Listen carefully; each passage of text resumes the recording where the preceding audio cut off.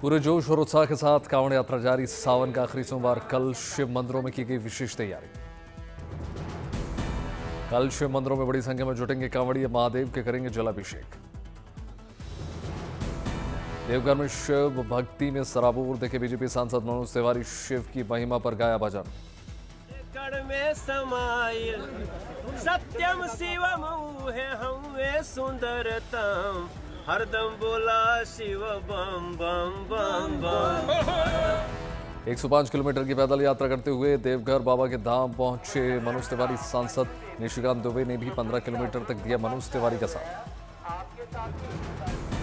सांसद मनोज तिवारी ने 30 साल बाद की कांवड़ यात्रा बाबा बैद्यनाथ में सावन के दिनों में लगने वाले मेले को राष्ट्रीय मेला घोषित कराने की भी कही बात। ओरछा से चलकर झांसी पहुंची बुंदेलखंड की सबसे बड़ी कांवड़ यात्रा। दर्शन करने के लिए 50,000 से ज्यादा संख्या में जुटे श्रद्धालु। गाजी बाजी के साथ निकली भगवान भोलेनाथ की शोभा यात्रा। भगवा रंग में रंगा दिखा शहर का चौराहा। उमा भारती समेत कई नेता शामिल। 8,000 कांवड़ियों के बीच महिला कांवड़ियों की टोली ने भी हर हर महादेव का उद्घोष किया। 10,000 महिलाओं ने निकाली कलश यात्रा।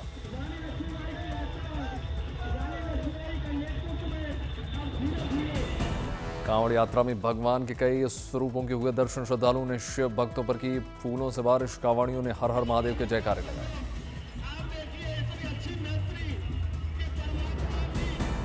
झांसी में महासिद्धेश्वर मंदिर जाने वाले कांवड़ मार्ग पर श्रद्धालुओं पर हेलीकॉप्टर से पुष्प वर्षा की गई। प्राचीन सिद्धेश्वर मंदिर पर कांवड़ यात्रा का समापन। बाबा बर्फानी के श्रद्धालुओं के लिए बड़ी खबर। तय समय से एक हफ्ते पहले ही संपन्न हुई पवित्र अमरनाथ यात्रा। 9 अगस्त के दिन रक्षाबंधन को संपन्न होने वाली थी अमरनाथ यात्रा। बारिश के कारण रास्ते क्षतिग्रस्त होने से यात्रा के समापन का लिया गया निर्णय। भारी बारिश से पहलगाम और बालटाल यात्रा मार्ग चलना हो गया मुश्किल। श्रद्धालुओं की सुरक्षा के मद्देनजर दोनों मार्ग पर यात्रा स्थगित। इस साल 4,10,000 श्रद्धालुओं ने बाबा बर्फानी के दर्शन किए। 3 जुलाई से शुरू हुई थी पवित्र अमरनाथ यात्रा।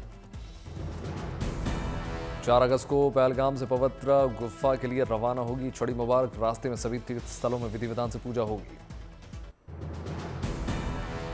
जामनगर परिवार के साथ पहुंचे भारतीय क्रिकेटर हार्दिक पांड्या। खेल प्रेमियों ने जबरदस्त स्वागत किया।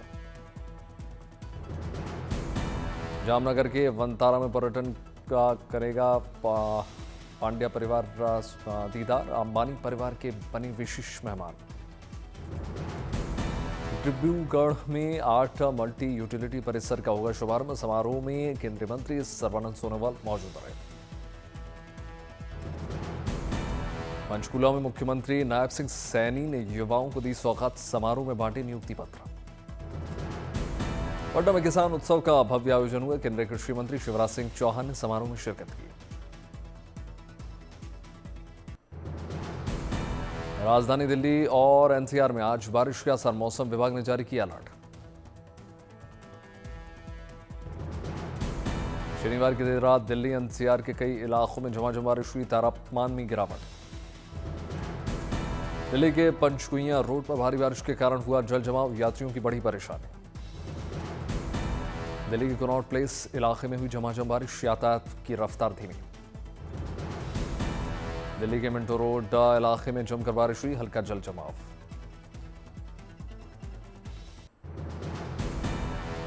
चमोली के जल विद्युत परियोजना के डायवर्शन साइट पर भारी भूस्खलन से अफरा तफरी। डैम साइट पर 200 मजदूर कर रहे थे काम।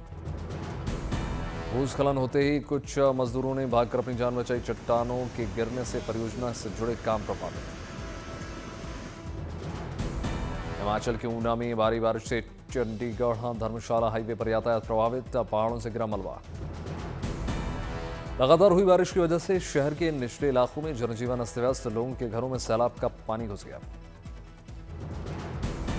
चंडीगढ़ मनाली नेशनल हाईवे क्षतिग्रस्त होने से एनएचएआई को 200 करोड़ का नुकसान।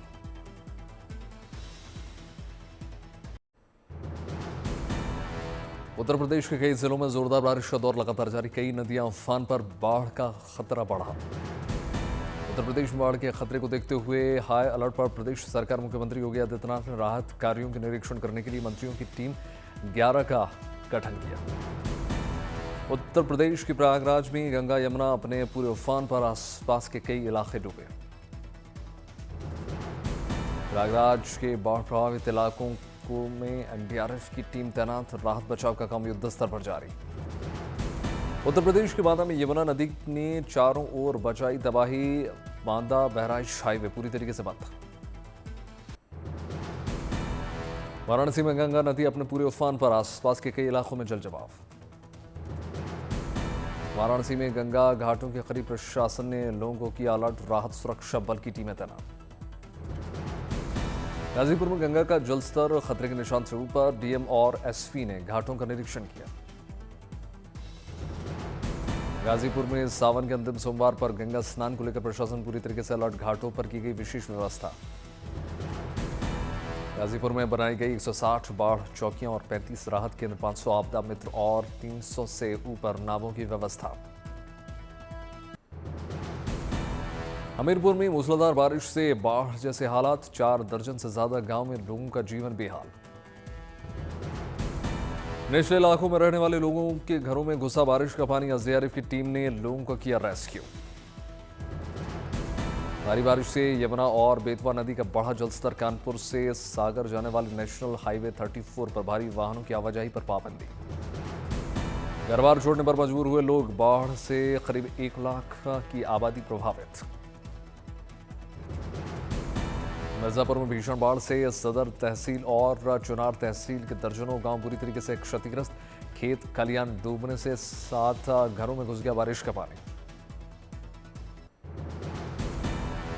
उत्तराखंड में आज भारी बारिश की संभावना, देहरादून में मौसम विभाग ने जारी किया अलर्ट।